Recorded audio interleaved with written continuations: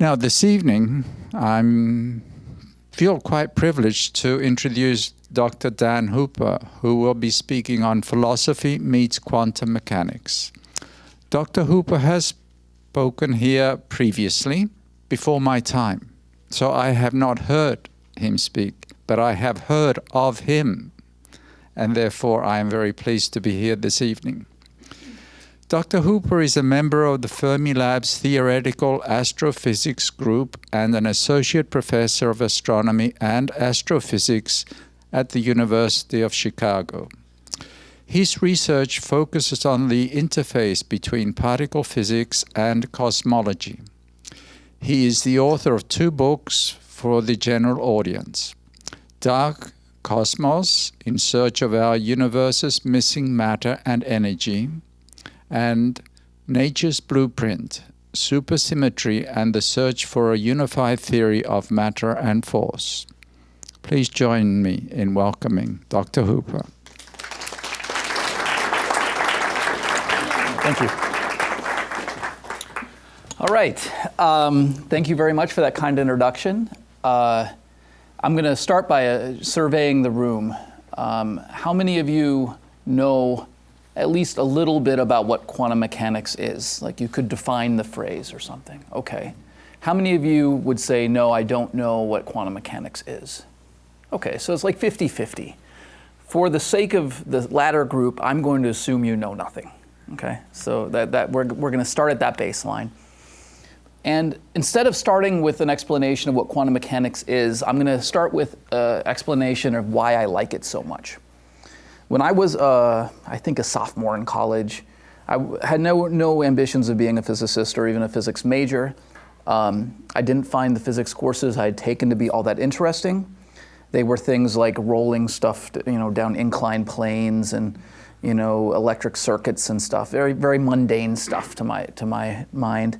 And then I learned about quantum mechanics. And it turns out that the subatomic world behaves in ways that are just completely and utterly counterintuitive to our experience in the world. They don't behave, things at the subatomic level just are not the way we have experienced things on our larger scales. And frankly, they don't behave in ways that are even easy to imagine based on our experience on larger scales. And it was so weird, and the weirder it was, the more interested I was. And that's why I love this, okay? So ask yourself this question. We have all this experience with things between maybe, millimeter size and, 1,000-mile size, okay? We can handle that stuff pretty well. We can imagine stuff in that range pretty well. And we build up all sorts of intuition about how things work based on observations of things in that sort of size range. Should we expect things that are either much smaller or much larger than that size range to behave at all the same way? It's an extrapolation. It would surprise me as if you went to 1/10 of a millimeter, everything immediately fell apart. And it doesn't. 1/10 of a millimeter is fine. 1/1000th of a millimeter, or 1/1000th of a meter is pretty close to fine. Stuff starts getting weird around a nanometer, a billionth of a meter. That's where it starts going really haywire. That's about the size of atoms. And then if you go the other way, turns out if you look at not just our planet, but the solar system, things look pretty much like Isaac Newton would have described it. Okay? And if you look at the Milky Way galaxy, Newtonian physics would work pretty well. You have objects moving through space and gravity pulling them together, and basically all that stuff works just fine. But if you look over much, much larger scales, like the universe size scales, we find that space is expanding, and there's at least the possibility that it's curved, and there was periods of time in the early universe's history where it was expanding ultra fast. We call that inflation, and it was hot and compact and et cetera, like stuff that you just could not have imagined 100 years ago. The physics just isn't the same. We're not going to talk about that, the big scale stuff today. That's a cosmology talk. I've given a cosmology talk here before. Today we're going to talk about quantum mechanics. And I'm going to try to explain why it's so weird and what we know about it and kind of how it works. And then there's going to be a healthy dose of what some of the philosophical implications of that might be. So this is a tricky subject. It's going to be confusing at times. And it would be helpful for me if when you're confused about something, you tell me or ask a question or say, can you explain that another way? And then I'll do that and we can all stay on the same page together. Okay, so this is going to be a two-way street. Okay, I see a lot of nods. I'm taking that as a signed contract. All right, so quantum mechanics deals with the things we call particles and the things we call waves. Okay, so we have intuition for what both of these things are. If I talk about an electron, you can picture an object sitting there in space. We think of it as a particle. If some rays of light are traveling through space and they're jiggling at a certain frequency, moving through space, and this light is something we're comfortable thinking of as a wave. Well, physicists in the early 20th century slowly became cognizant of the fact that there weren't any things that were really just particles and there weren't really any things that were just waves. All particles are waves and all waves are particles across the board. And what we really have in nature are these things called fields, which have particle-like and wave-like features. And depending on the experiment you do, you might be more sensitive to the particle-like or wave-like features of that field. An electron isn't just a particle, it's an electron wave that's also particle-like in a complicated sort of way. So let me give you an example of how waves behave, and that will give us a better idea of what I'm talking about. So there's this famous experiment called the Young's double slit experiment. If you take, maybe a second or third semester of college physics, you might have come across this. Who's heard of the Young's double slit experiment? Okay, yeah, some of you have seen this. So the idea is this. I'm going to put a source of light over here. I'm going to put a screen with two holes in it here. So I have a source of light over here. I have a screen with two slits in it here. And then over here, I have another screen that I'm going to project the light onto. So the source of light comes out in all directions, like this. Okay, those are my waves of light. And then when it comes through here, it kind of sends out beams of light or rays of light through the slit in all directions, kind of like this. Okay? So over here, you're going to get a pattern of light. Now, if you had never heard anything about quantum mechanics or even wave physics or anything like this, you might imagine that this will make one big bright area here, another big bright area here, and it would kind of be dim everywhere else.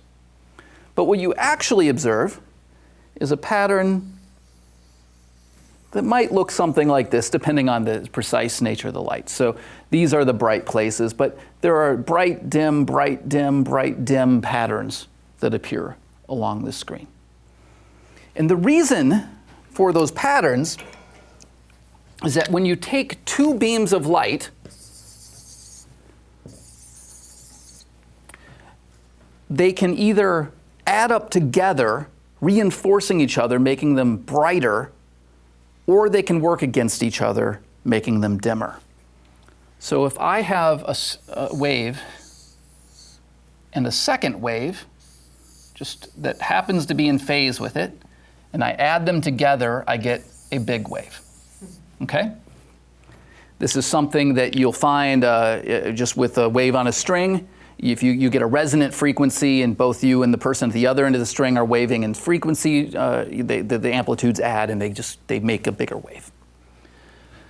If instead I took one wave and I added a wave that was the same but exactly out of phase, and I add these together, I get no wave at all. So waves can cancel each other. And what I've said so far has nothing to do with quantum mechanics. This is just everyday wave phenomena. So you can do this with a jiggling string. You can do it with water waves. Light waves work this way, everything. And it turns out that where these bright spots are, the waves are aligning like this. And where the dark spots are, they're aligning like this. So far, so good? Okay. So when they started to experiment with particles, like instead of sending beams of light, they would do this experiment, but this would be a source of electrons.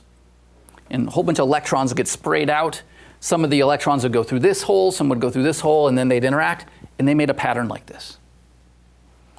And this was a piece of evidence that electrons don't just behave like particles, which they are. They're particles as well, but they also behave like waves. You could put two electrons out of phase with each other, and then there would be no electrons there.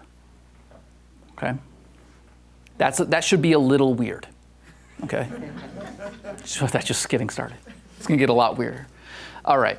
So it's going to get real weird really fast now. So imagine I do that experiment, but now I turn down the rate at which I'm shooting out these electrons. And I go from a point where I'm shooting out lots of electrons to, I don't know, 1 electron a day, just to do an extreme example. Okay? So then, and I don't know which of these holes that electron goes through. All I measure is I shot 1 electron out, and it appeared there. And I record it.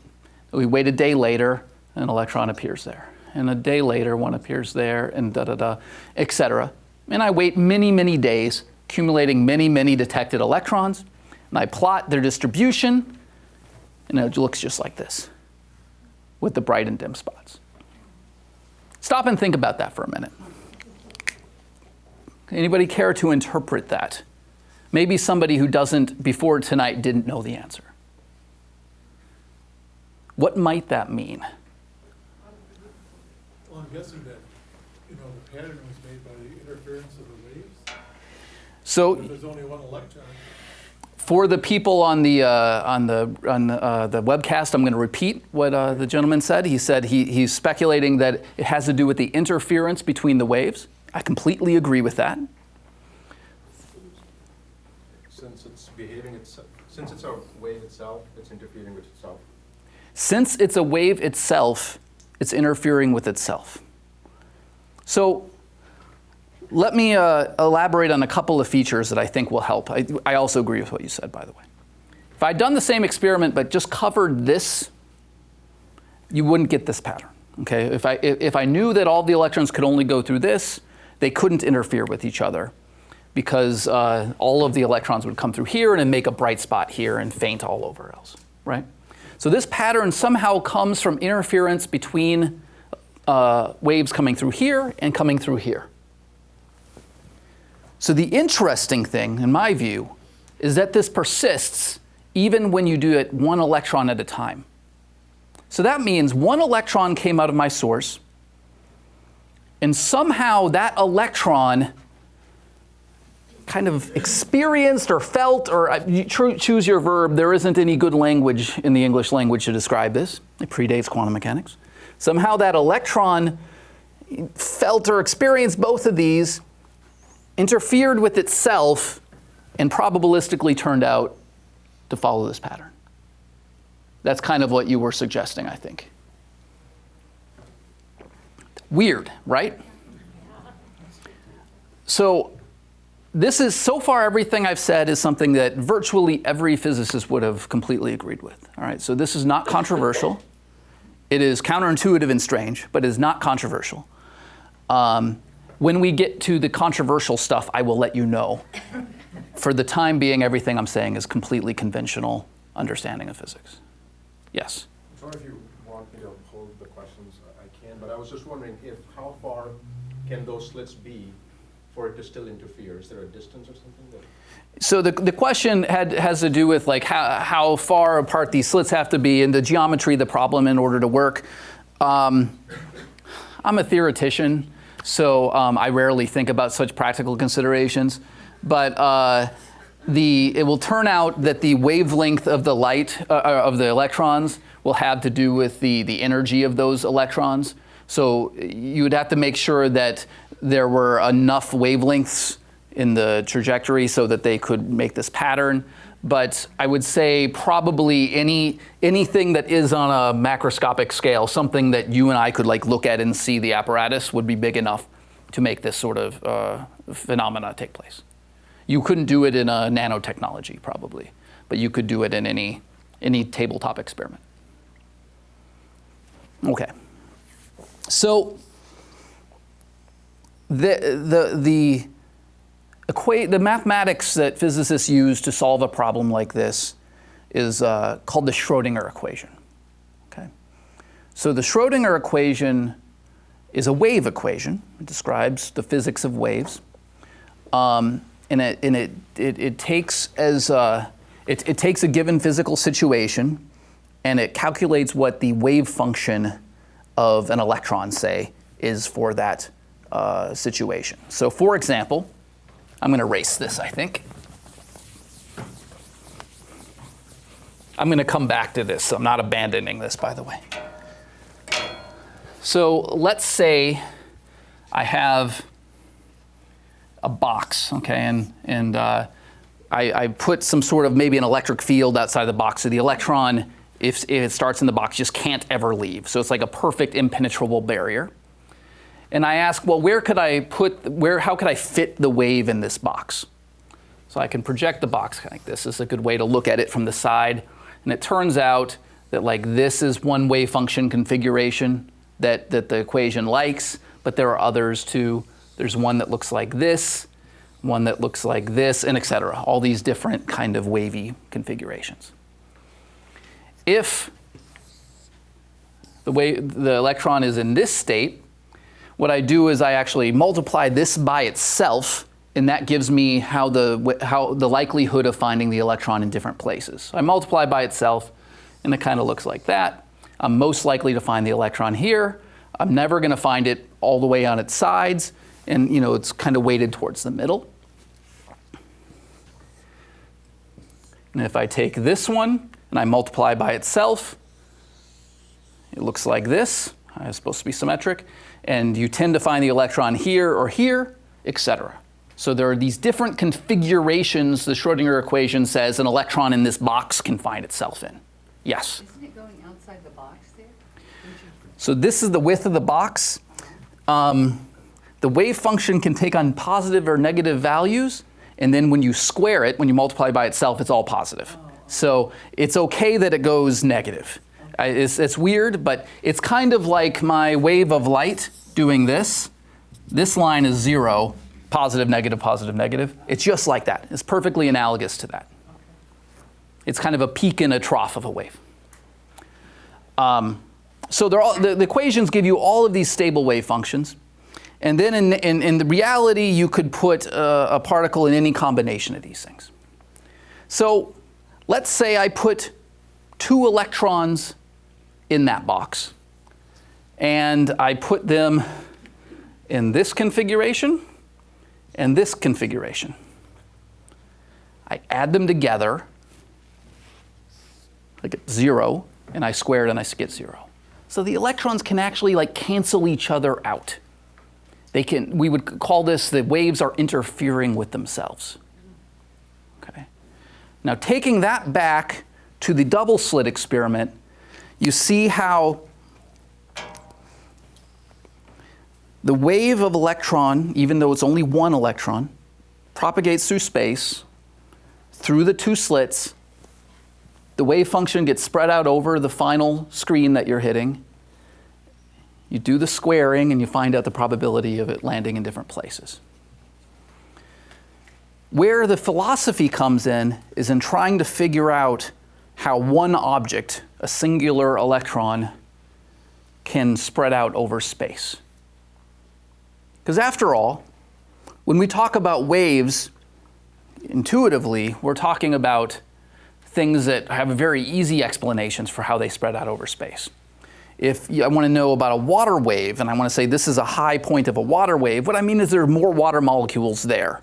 And at a trough, there's fewer water molecules. If I talk about a motion on a string wave, I'm talking about the motion of a whole bunch of little particles, molecules that make up the string. But here, there's no plural. It's an electron, one electron. And yet, it has a wave function that fills space or propagates through space. And the question is, well, what's doing the waving here? What's the plural part? What's canceling with what when they deconstructively interfere, as we would say? Does anyone have any speculations? How do you get around this philosophical conundrum?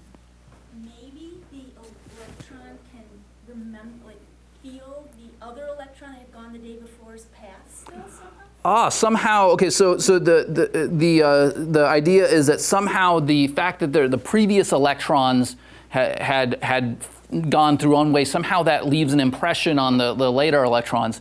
That's interesting, but I think you could do the experiment where you see if the first electron you do this with behaves the way as the 142nd electron, statistically speaking, and they do. So they don't seem to change their behavior the longer you do the experiment. They don't learn from the prior electrons. But you're on the right track, and not in the sense that this is so weird that it requires us to think totally outside of the box about how physics might have worked. And I think in the 1920s, that would have been an idea worth considering. Any other hypotheses? Are the electrons made up of other quantities that interact with each other? The question is, maybe the electron consists of multiple things. It's a composite particle, right? As far as we know, that's not the case, but that would help, right? If we can turn it into something plural, then the different parts of the electron might go through each slit. Maybe one day we'll find that the electron's made of subparts, but for example, the photon isn't. We're like virtually mathematically certain that the photon is singular, and yet it does the same phenomena. All types of particles do this. So that doesn't seem to be the way out. What about speed or velocity? Would that, like the way would it make it change into a particle or a wave through the speed or the velocity of it? So the question, does this have to do something with velocity? I don't think that gets us around the philosophical conundrum here. Whether it's going fast or slow, it still seems to go through one slit and yet be able to interfere with the version of itself going through the other slit. What about because it's a multiple reality for it, so it has to come out differently if it just had one place to go, since it has to change? It like splits its energy to get through two places, like multiple realities or multiple dimensions. So it's like. Good. So I'm going to try to repeat this. It has something to do with there being multiple realities, and in some sense, the electron did go through both slits. Is that It okay? Had to go to just at the same time. Good. So that will come up again. And one more, and then we'll go on. Is it possible that, at that quantum level, the equation E is equal to mc squared really comes into play and it's really transferring as energy, but because an electron does have mass, and so and then it takes off, the energy gets converted into mass. So the comment is related to equals mc squared. The electron does have mass, so it has energy stored up in that mass. But I don't see how that allows you to avoid the philosophical conundrum of whether they went through one or both slits, and if so, how, in what sense. So let me give you the interpretation that by the end of the 1920s, physicists were kind of converging upon. Not that it was the complete answer to the question, but it was a answer that allowed them to think more clearly about it and see some of the implications. So if I have that box, here's my box, and I have this wave function, and if I square it, I have this wave function. What the interpretation of this became is that the wave of the electron is the wave function of the wave is a probability wave. So this represents a distribution of the likelihood that you will observe it in any given place if you were to do a measurement. Okay? And that can evolve with time. Similarly, I can say I have a wave function which represents the probability of going through slit 1 or slit 2. That wave, which contains both, evolves with time, including interfering with itself. In the same way that if I had this wave and this wave in a combination, they would gradually, it would evolve and interfere with each other. One electron, again, could do that. And then they get to the screen where the observation's made. You add up the whole wave function, including the cancellations. You square it, and you roll a dice, and effectively, metaphysically, dice, and you determine where you hit the screen. So these waves in quantum mechanics are easily thought of, or most easily thought of anyway, as probability waves. They represent the probability that if you do a measurement, you will find a certain answer. Hold on one second. So I feel like I don't feel I made that as clear as I could. So I'm going to start over and just try to use different words because this is kind of crucial.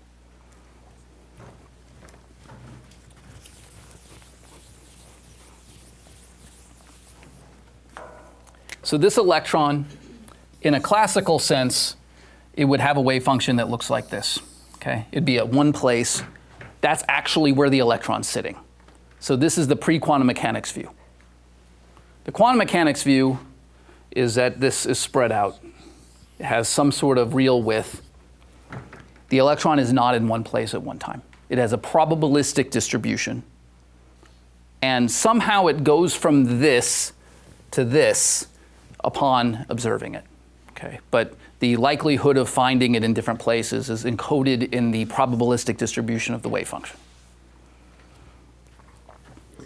So if I have a wave function that looks like this, and I add that to a wave function that looks like this, and I put those into the Schrodinger equation, it turns out they'll kind of evolve and over time and in between the two wave functions, and at any given time it will predict where you're most likely to find that electron. It won't tell you exactly where you'll find it.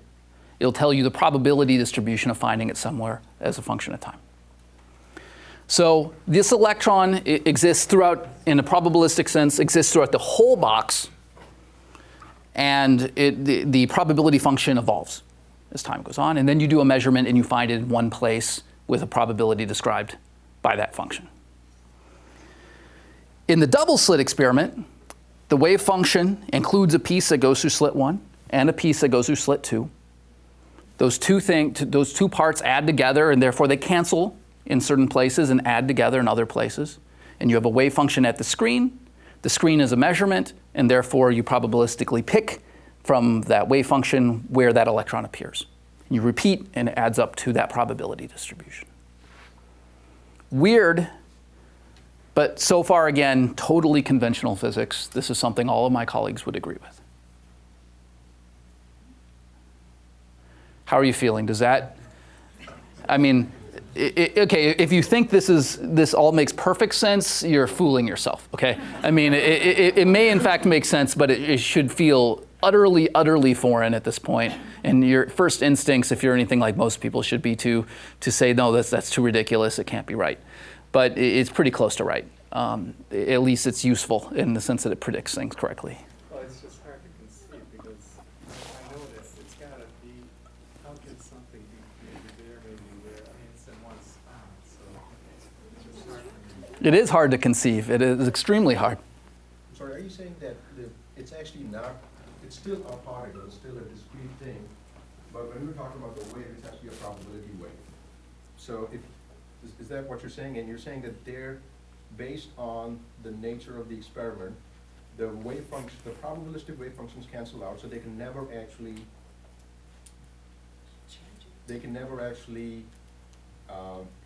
be at one spot when it's observed on the screen at all, because the waves completely cancel out right at that spot?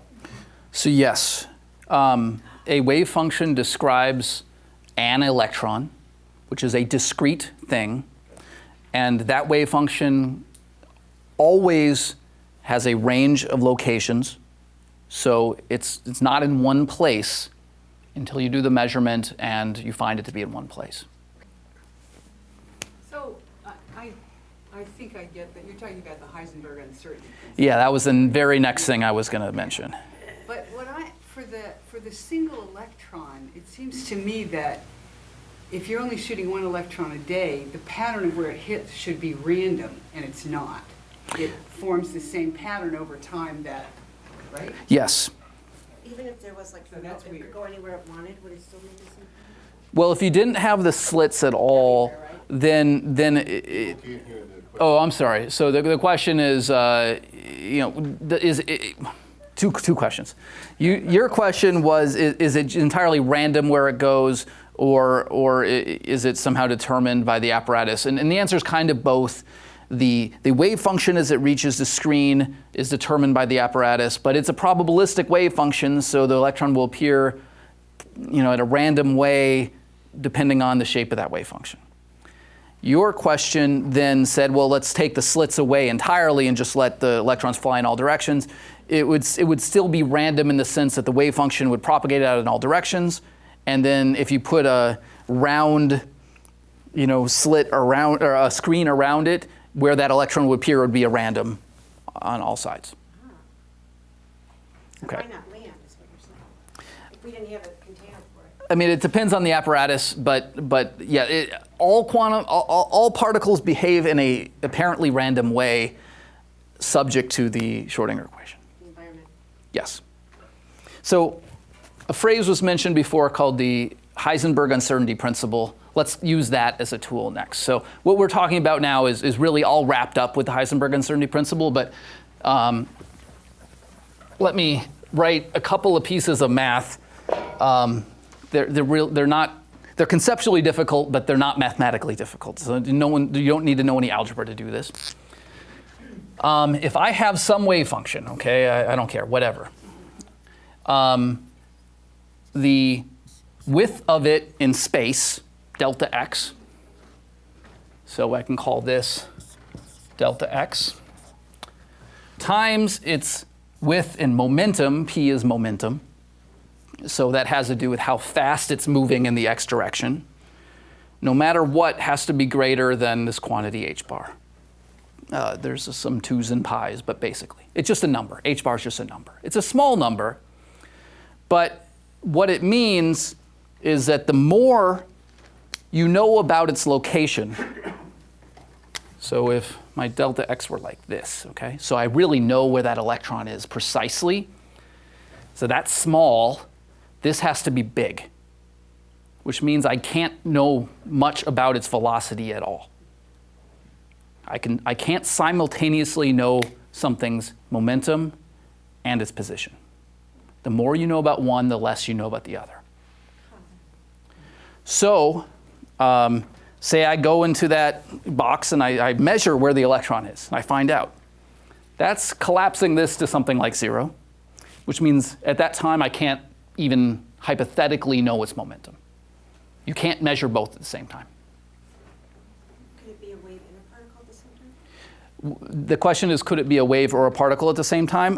These are, in fact, waves and particles. They're Change though, right? Instead of thinking of a wave becoming a particle and vice versa, think of it as an object with wave-like and particle-like features all the time. Okay. That's the way I prefer it. So, yes? Is it somehow determined by the observer, or how it's measured, or that kind of observation? The question is, like, what's the role of the observer? And I'm going to pass on that question for the moment because I want to include that in a later thing that will come up. But it's a good question. It's one a lot of people have thought a lot about. So this is one version of Heisenberg's uncertainty principle. The other one, which turns out to be mathematically equivalent, but it really looks very different, is that delta E, or the amount of energy, the width of the uncertainty in the energy of a wave function, and times the uncertainty in the time of a wave function is greater than this h bar quantity. So what that means in practice is you can't really know how much energy is in a system precisely, and you can't know exactly when something takes place in time. Both get smeared out. Just like the wave function smeared out in location and in momentum, so the energy of a system isn't perfectly well defined. It can kind of jump up and down for very short periods of time. And the more precisely you know when something happens, the less you know about the energy of the system and vice versa. So there are some really cool consequences of this. Say I have empty space. I could spontaneously create some particles in it and then have them disappear. That's allowed because I'm making the energy go up by some amount for a very short period of time. That's completely okay. I can't make both of these big, so I can't create a bunch of energy for a long time, but I can create delta E worth of energy for h bar over delta t of time, approximately. Similarly, if instead of just one of these boxes that I've been talking about, I had two. So I have my impenetrable box here, and I have an impenetrable box here, and I have an electron in that box. Notice I use the word impenetrable, so that means the electron will stay in that box forever, right? Well, the wave function of that electron might look like this, which means it's a little bit in this box already, okay? And if you wait long enough, you'll find the electron is, if you wait long enough, the system will evolve into something like that, okay? This is called quantum tunneling.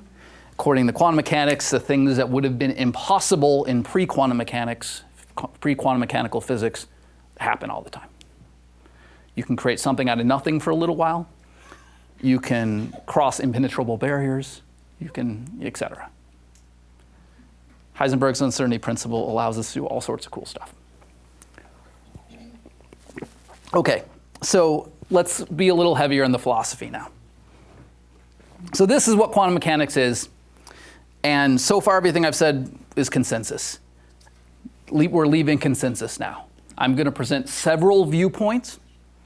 They're not the consensus viewpoint. There isn't a consensus viewpoint on the philosophical interpretations of quantum mechanics. If there is a philosophical consensus among physicists, it's that we shouldn't be talking about the philosophical implications of quantum mechanics. A phrase that is often used is shut up and calculate. And the reason we can get away with that is that if you use any of the interpretations I'm about to describe, you will predict all the same outcomes for all of your experiments.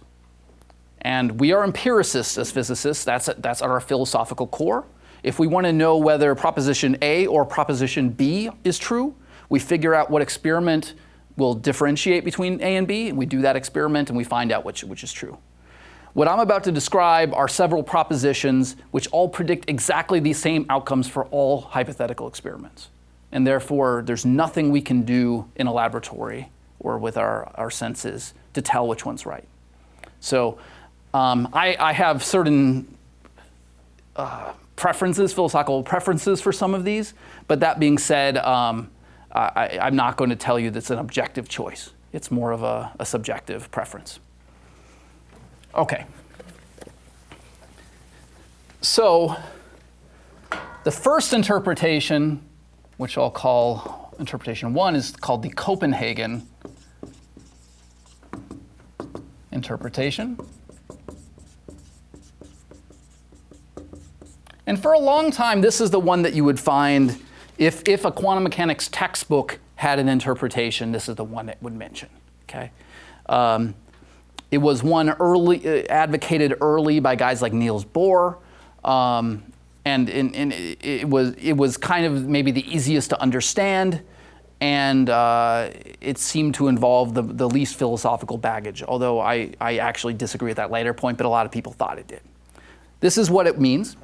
It means that the wave of the electron, might look like this, And then the act of observation happened. I can't spell, but that says observation.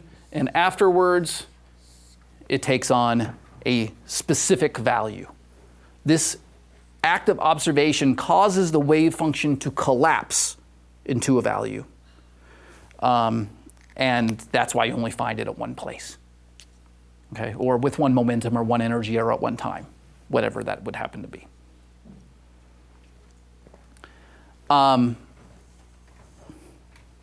Can anyone speculate as to why I don't like this interpretation? Why I find this to be philosophically problematic? Because there's no mechanism by which that happens.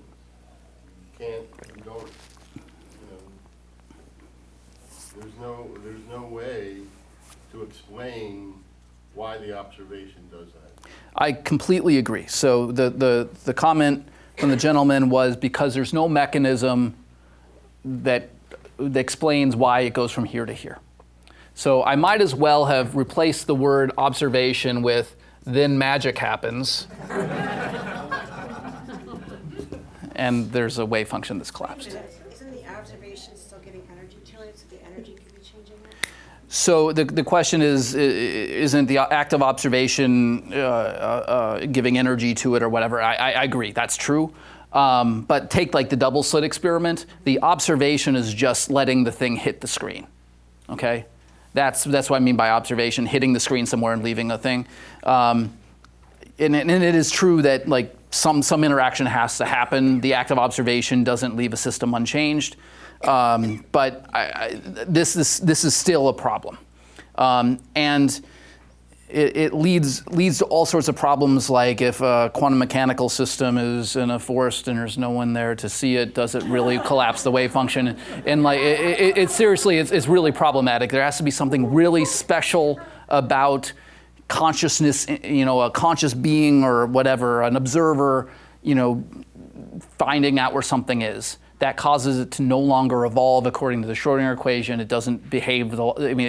It's really a different system before and after this act, and I don't like that. The second interpretation, which is one that Einstein really pushed a lot during his life, is something that involved what he called hidden variables.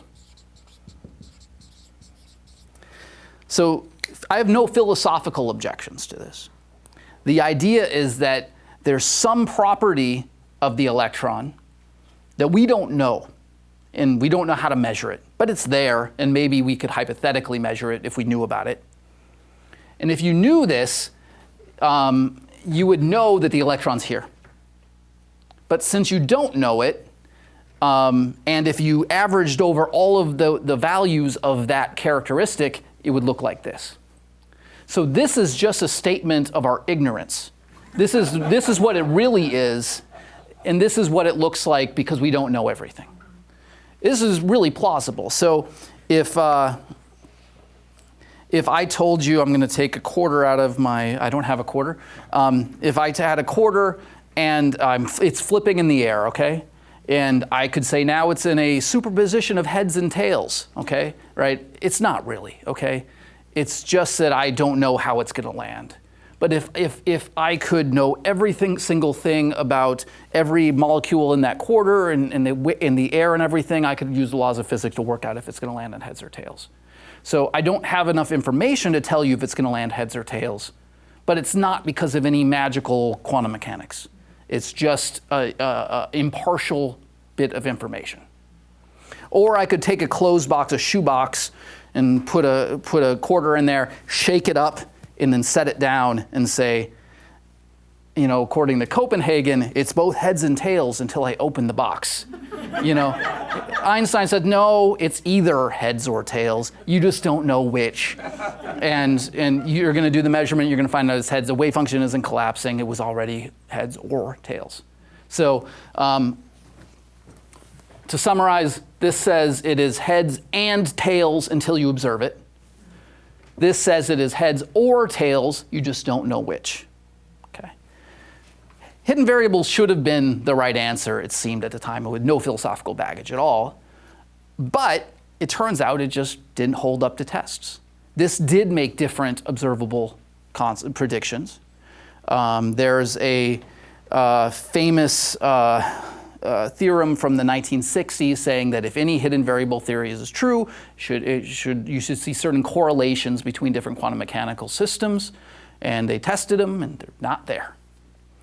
So this is just dead on grounds of it made the wrong predictions, with one caveat. And I'm just going to stop writing and start talking.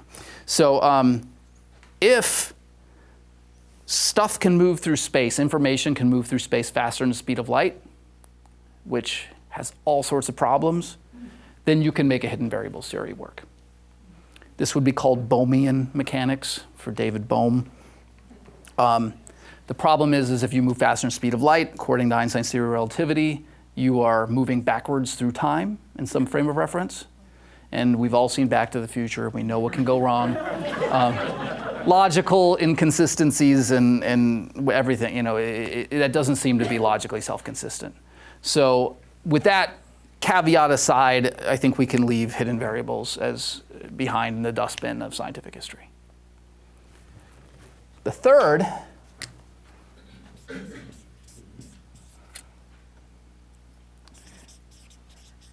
is known as many worlds quantum mechanics. And many worlds quantum mechanics, I think, is kind of a misnomer. I don't like the name. Sometimes it's just called Everett's principle. There was this guy named Hugh Everett who wrote his thesis on this in the 1950s and quickly left the field and didn't do physics after that.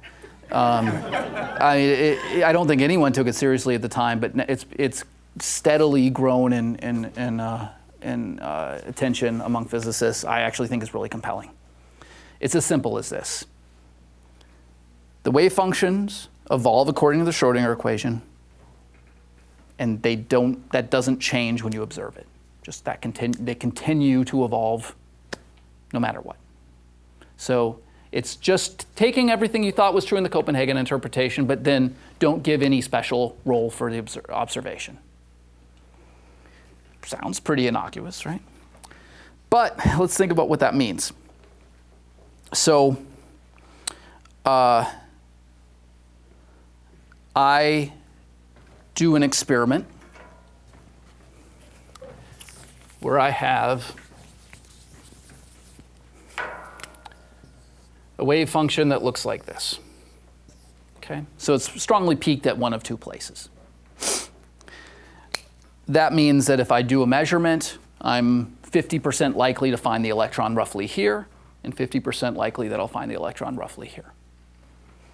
So I do the experiment. According to the Copenhagen interpretation, at that point the wave function collapses to either A or B. And that's how you go from a wave function to a singular observation. Everett says, before the observation, the universe is in a superposition of the electron being in A and the electron being in B. And after the observation, the universe is in a superposition of you seeing the electron in A and of you seeing the electron in B. Let that sink in for a second. So he's envisioning a universe where, just like the wave function of an electron is in many different places and energies and times and everything, all superimposed on top of each other, he's just saying we're part of that. So there are many, many quantum realizations all interfering with each other and evolving together, and beings that are very, very much like us but experiencing slightly different quantum realities are all part of that. So I want to describe a thought experiment that was proposed by Edwin Schrodinger that helps understand the differences between these. It's called Schrodinger's cat. Bet you've heard of that? Okay. The idea is this. I might get some of the particulars different than Schrodinger's. There are lots of versions of it, but they're all fundamentally the same thing. I build a box, And it's an impenetrable box, okay? So really nothing can get in and out, including magically quantum mechanics, okay?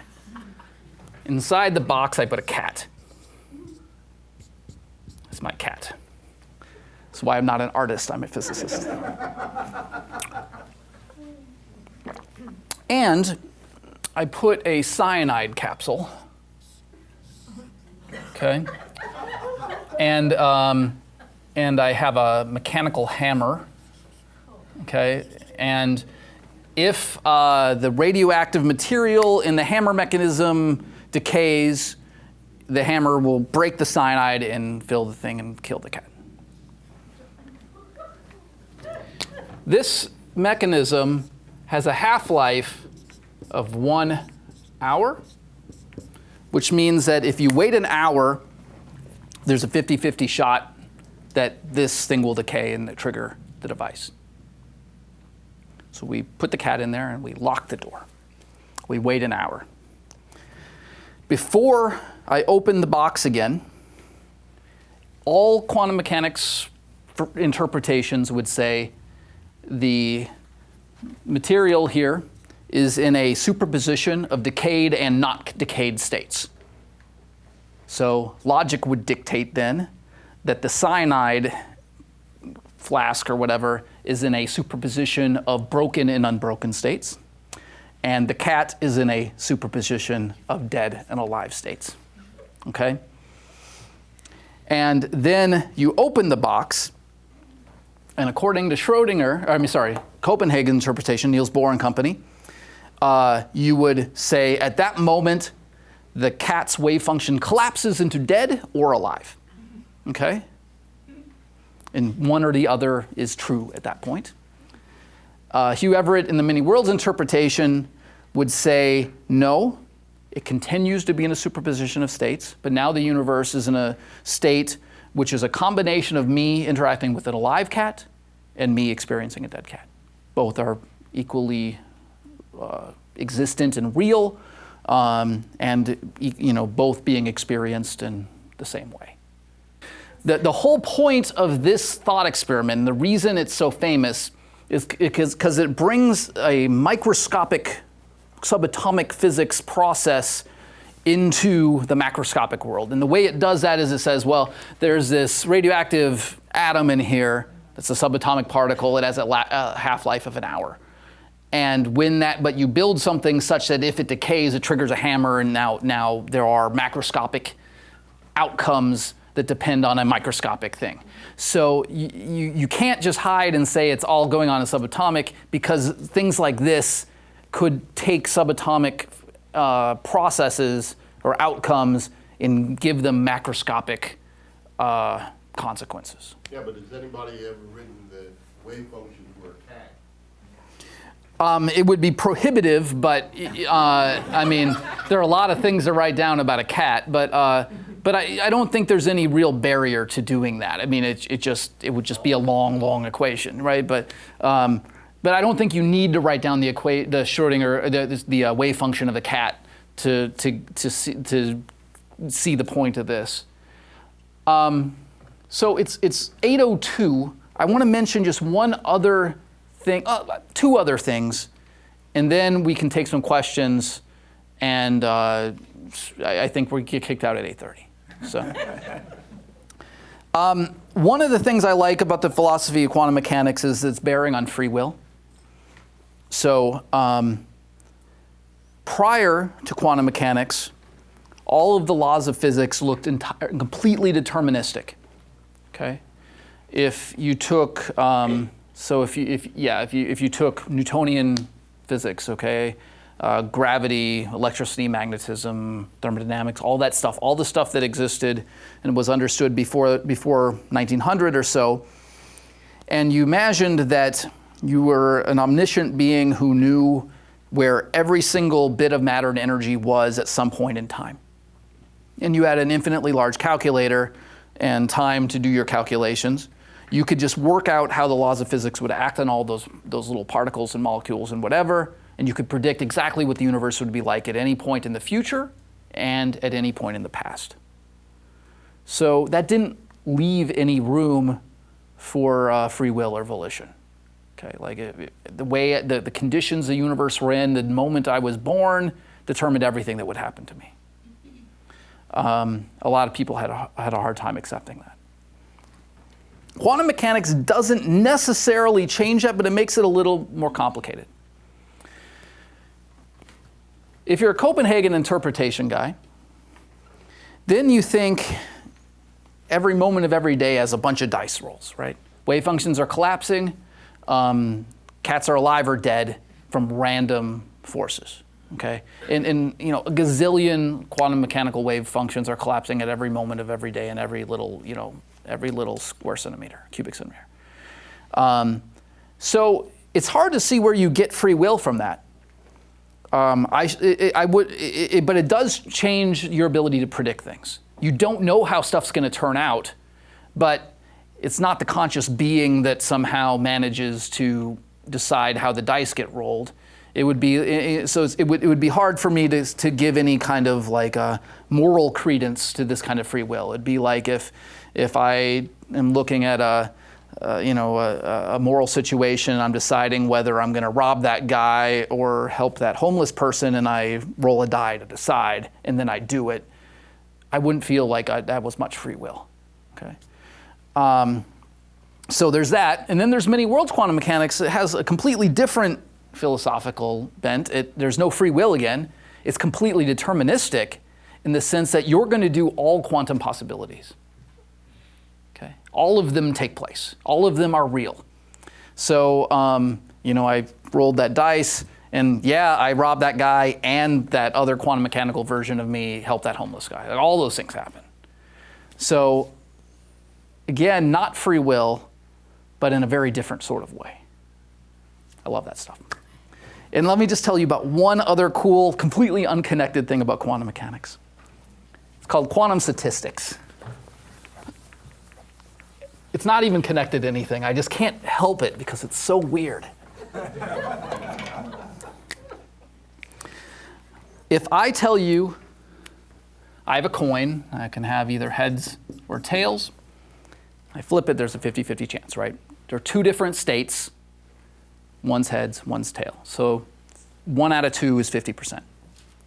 So now I have two coins, okay? I can do heads, heads. I can do tails, tails. I could do heads, tails, or tails, heads, right? There are 4 different states, okay? So I want to know what the odds of getting 2 heads, heads is. It's 1 in 4. Pretty simple, right? Now let's say I have electrons. Electrons are identical particles, meaning that you can't have 2 electrons. You have 2 of the same electron. Okay, there's only 1 electron. Okay, we don't have language again. In this example, I'll show you what I mean. So they also have like a heads and tails like quantity. We call it spin. So if an electron's spinning this way, it's spinning up or spinning down. But they basically come in heads or tails versions. So you could have a situation where both of your electrons are spinning up. You could have a situation where your electrons are both spinning down. And you might have thought you could have this or this. But it's not true, because this and this are the same thing. Okay? There's only 1 electron, so I can't tell you which one's which. I can't look at them closely and tell you that's electron A and that's electron B. They're perfectly identical. And they might be switching back and forth constantly. I can't tell. How would I know if suddenly they switched places? You can't. Nothing happened. Okay? It's only 1 electron. So I erase that. And I have a superposition of those 2 states. That's the 3rd state. So I put 2 electrons in a box, I shake it up, kind of like I would with coins, and I ask, what's the likelihood that they're both spinning up when I check? Anyone have a guess? Should be 1/3. 1/3! Not 1/4, 1/3. Weird, right? there's only one electron. It just happens to be in every atom in the universe.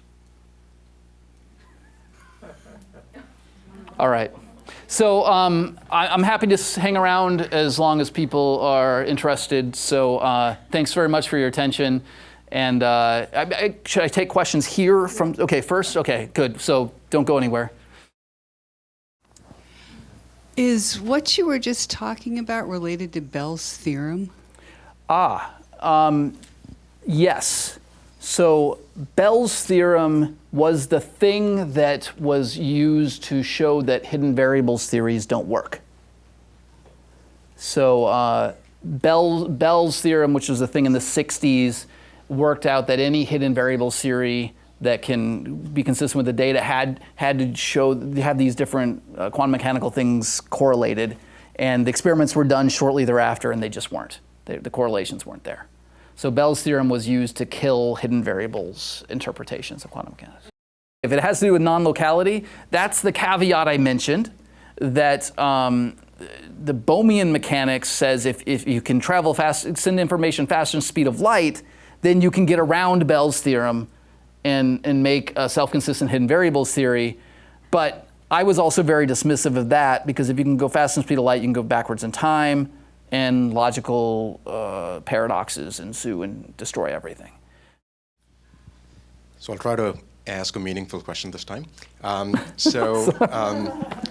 think the first Copenhagen interpretation, I think you seemed, I'm not sure if you, but you seemed a little dismissive of that, because I think you had a hard time with the act of observation collapsing the wave function. Right. But don't we see that in evidence all the time with the Young's double slit experiment, where you do put an electron measurer on one of them, and we clearly see the two slits over and over again. So we know that there is clearly something that's observing it, which is collapsing it, and the wave function is no longer there. We're not seeing this. So I don't think that means that the wave function's collapsing. Okay. So if I do the Young's double slit experiment, one electron at a time, I get the pattern. If they were really just going through one or the other slit, then I could do it with one of the slits blocked, and then with the other slit block, and just add those together and see if that pattern looks like the ordinary pattern. And it doesn't. Looks totally different. So somehow, even though only one electron's moving forward, it experiences or somehow takes into account both slits, and in the wave passing through both slits interferes with itself, with its counterpart, and makes a probabilistic pattern, the same way that if you had sent a whole bunch of light through or something.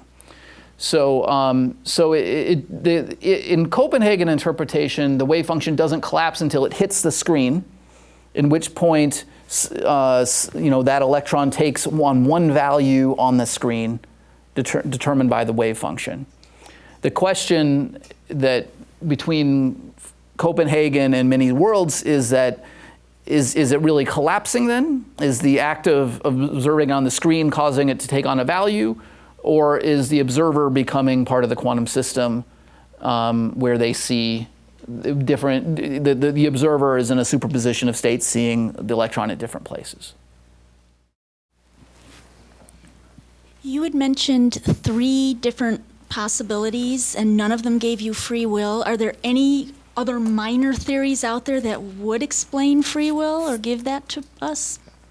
On this point, I want to really emphasize how much this is my own view, and physicists don't. They have the same array of opinions on free will that anybody else does, and so my own personal view is it really depends exactly on how you define free will.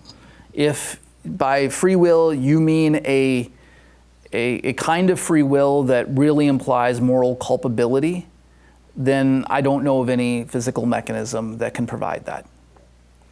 If you mean some sort of mechanism that makes it impossible to predict what will happen or what someone will do, yeah, Copenhagen interpretation of quantum mechanics does that. The wave function collapses randomly. But I don't know any way in any physical mechanism that can make me look at somebody's actions and say, that happened for a reason that wasn't just atoms colliding into each other in random and hard to predict ways. You used the electron in your description.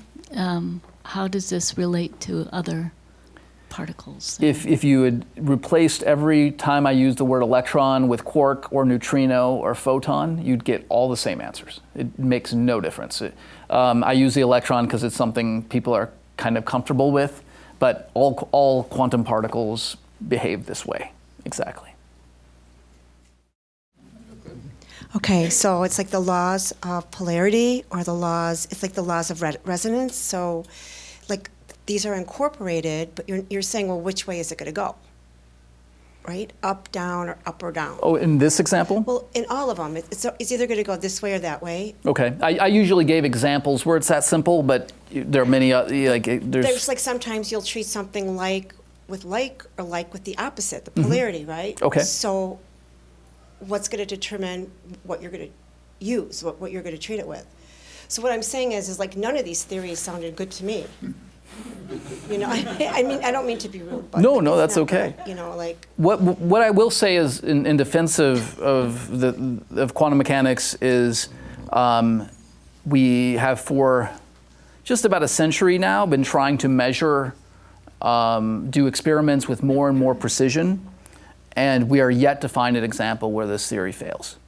Like the most staggering example is we can calculate what the magnetic moment of the electron is, and it doesn't really matter what that is. It has to do with how it spins on its axis.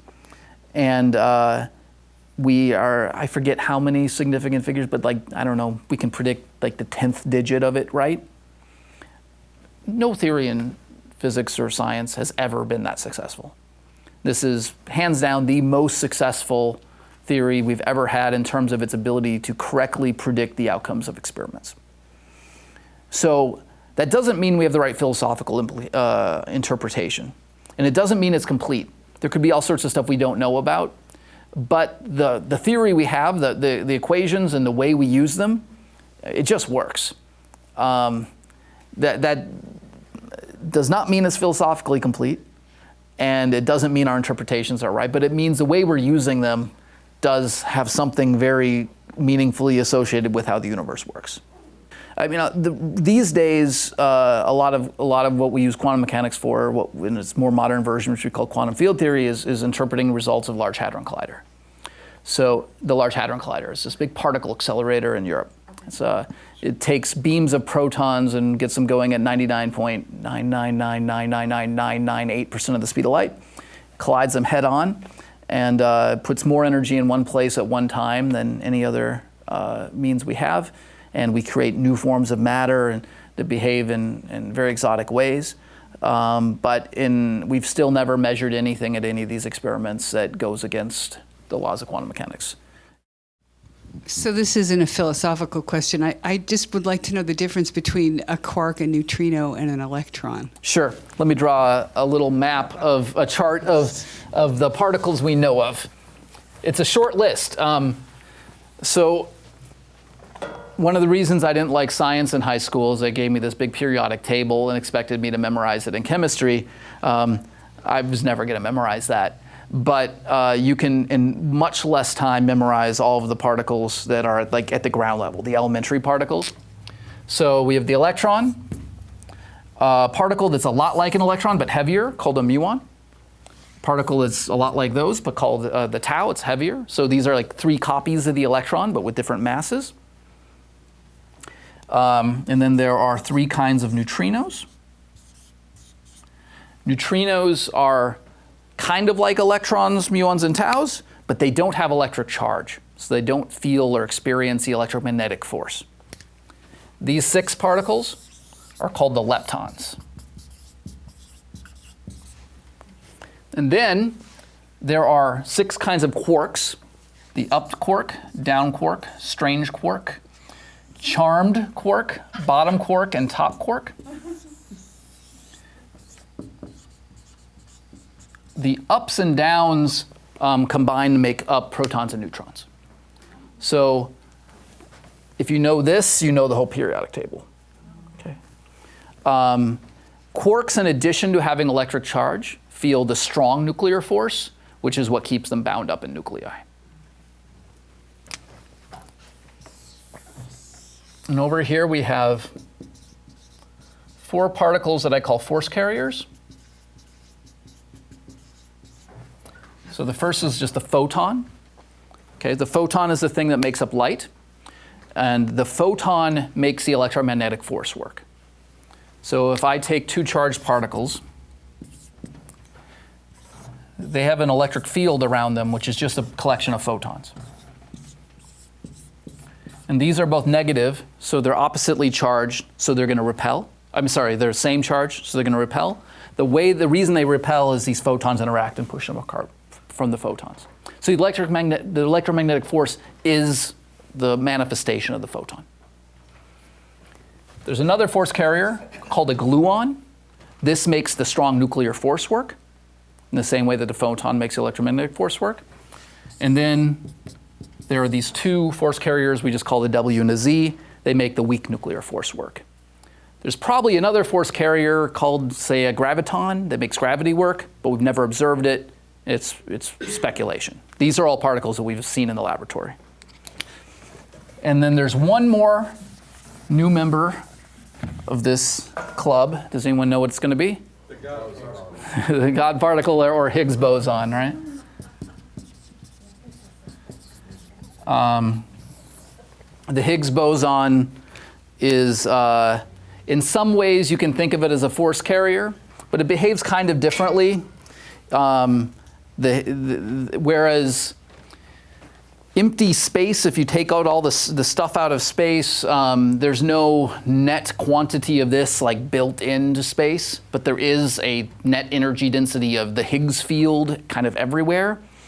And that field causes other stuff that moves through it to behave like it has a mass. So best we can tell, if it weren't for the Higgs field, these particles, for example, would all be exactly massless, and they would travel at the speed of light like photons do. But their interaction with the Higgs field slows them down, makes them have a certain amount of energy. We call its mass. And so the Higgs plays kind of a pretty foundational and important role. Can you say a little bit more about the, there's nothing and then all of a sudden there's something? Okay, how does that happen? Yeah, that's the good stuff. Yeah. So the version of Heisenberg's uncertainty principle that leads to that is the delta E times delta T is greater than some number. So the way I like to think about it is by analogy with a bank loan. Okay? So in the analogy, like the universe is the bank. And they'll let me borrow a whole lot of money for a very short time. Or they'll let me borrow a little money for a long time. But they won't let me borrow a lot of money for a long time. So I don't have any money now, but I go to the bank. They give me, say, an electron and a positron worth of money. But say you have to give it back in 10 to the minus 9 seconds. Okay? So bam, these particles come into existence, and then they're gone. But a really low energy photon with very, very, very little energy, it could pop into existence and kind of hang out for a while and then go away. So this wouldn't have been allowed by pre-quantum ideas of physics, but this stuff does in fact occur. You can in fact measure it. There's something called the Casimir force, which is a direct consequence of it. So yeah, we call these things virtual particles. This might be kind of off the wall. You say there's one electron or one, and I've also heard you say that there's 4% of the everything that is in matter, the way we know it. Were you at my Fermilab talk the other week? Yes, I was. Okay. And how much does that 4% affect the rest? Based upon the fact that there's one electron. So the really separate things. So it turns out that a very small fraction of the energy density of the total universe is in any of this stuff, okay? Most of the matter and energy out there isn't on this chart because we don't know what it is. Okay, so they're missing pieces to the particle content of the universe. The most abundant stuff, like I said, are these things made up of atoms. If you take all of the atoms that exist in the universe, it turns out it makes up about 4% of the total energy density. The other 96% is currently unknown. We know it's there from its gravity, but we don't see it by any other means.